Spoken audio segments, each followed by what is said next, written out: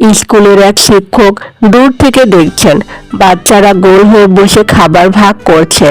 তার মুখে বিস্ময় আর মৃদু হাসি। শিক্ষক কাছে এসে জিজ্ঞেস করেন, তোমরা প্রতিদিন এভাবে খাবার ভাগ করো?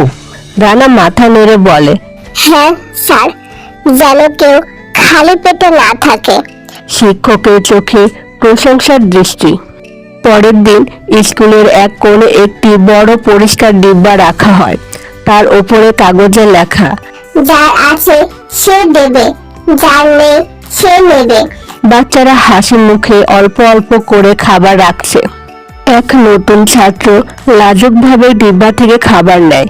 পাশে রানা, মিতা আর তাদের বন্ধুরা হাসি মুখে তাকিয়ে আছে। স্কুলের মাঠে এক উষ্ণ আনন্দের পরিবেশ। আলো উজ্জ্বল হয়। দূর থেকে দেখা যায় মাঠে অনেক বাচ্চা, মাঝখানে বড় ডিব্বা। ছায়াগুলো একসাথে মিশে গেছে।